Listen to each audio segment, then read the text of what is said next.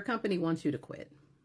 I hate to be the one to break it to you, but they don't just want you to quit. They want a good percentage of your colleagues to quit as well, because every company wants a healthy level of turnover, and a lot of companies aren't getting that turnover that they would like. So they resort to other methods, sometimes subtle, sometimes not so subtle, to push employees out. And I'm going to talk about the ways that they do that in this video. We can all see what's happening within our government here in the United States. And wow, that is on a much larger scale than anything that I have seen. And obviously the impacts are global. I can say that people who work in the private sector who understand corporate, they have seen some of these tactics that are being used to push people out. They personally have been impacted by those tactics. So, by the way, I did a video on this in 2021 about how individuals get pushed out, but this is more than about you being a targeted employee and they want you out. This is about a percentage of people in the organization. The way that they will bombard you with work is a very clear sign. When you see and start to feel that pressure, like there is so much coming at me, and that's weird. Like it seems like you can't do it. That's a very good sign. They will throw a lot of work at people. They will try to make people as uncomfortable as possible because they want you to quit.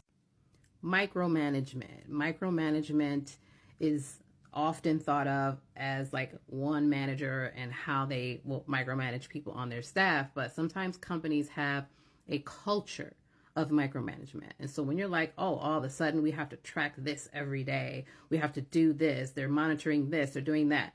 Like that is by design to make you uncomfortable, and they want to see who is compliant, who are the most compliant employees. That's who we want. The people who have a problem with this, they're going to quit. Good, because we need to reduce the staff here.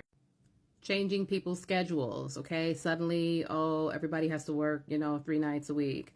Suddenly people need to work on the weekends, right? When they start making changes to the schedule, when you interviewed for that job and got hired, that wasn't the case. Sometimes it's just to disrupt things. Again, who is going to take whatever we throw at them?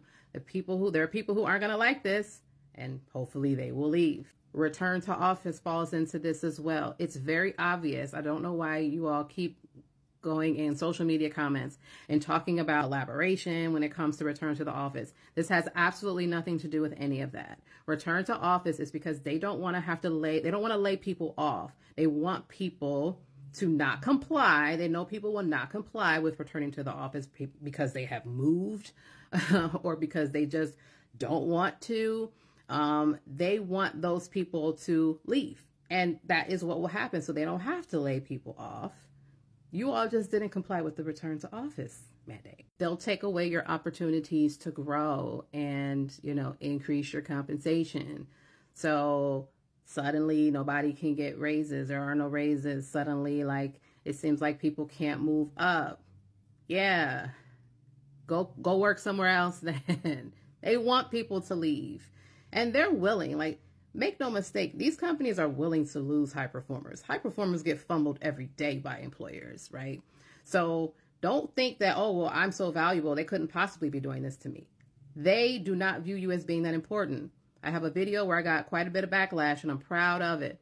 You all got mad because I told you you're not that important at work. I'm going to say it again. You're not that important where they won't bring somebody else in cheaper, or just, give your work to somebody else who's very compliant, who will do what they're told. They'll do 2 jobs for the price of 1.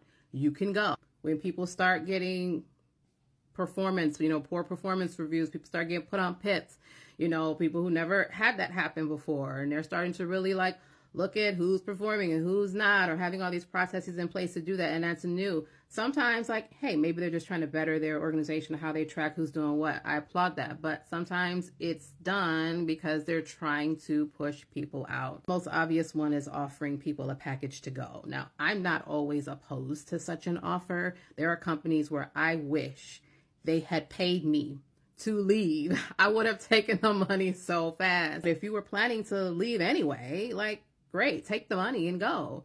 But when you see that offer put out there, I don't care what anybody says. It's done because they want a good number of people to take that offer. And if a good number don't take the offer, that's going to be a problem for them. It's important for me to make this video because I see this happening all the time. I have been, worked in places where this was happening.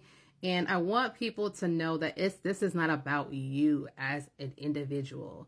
It's not about your performance. It's not worth you feeling like you are lacking something. I don't care if they choose to label you as someone who underperforms. They want some new staff in there and they're willing to risk some very, very good staff in the process. That's just the arrogance of the corporate, the for-profit and nonprofit world.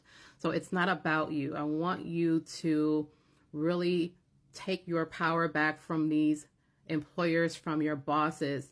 You should be prepared at all times to leave a space. You should keep your network strong. You should always be building your skills. And it doesn't feel good, and they are shady as hell. They're shady as hell. But I don't want you to get down on yourself because of the corporate practices that exist out here that we don't have much control over. Go somewhere else and create something better. If you're one day going to start a company, if you want, going to be a leader, decision maker, use your voice and advocate against this type of nonsense. This way of, this really messes with people's mental state, and it's a terrible thing to do. We need more people to speak out against this. We need more people to push for transparency in the leadership of these companies. Stop lying to people and telling them, oh, we're not doing this. Oh, we're all good. Oh, no. And you are doing things, and you make people think that they're crazy when you are the one who is intentionally doing things. Sometimes toxic work environments, it's intentional. They want to get rid of people. They want to keep people who are the most obedient, the most compliant people on that staff. If you don't fit that profile, don't be mad, don't be sad. Be proud that you aren't someone who goes to work every day and you can't think for yourself, that you will turn your head at unethical behavior. I want you to be proud of who you are. I want you to say, I'm not going to compromise who I am. I have integrity. I'm not going to look the other way. I want you to be proud of that and say, if you don't want people like me around here, good, because I don't want to work for people like you.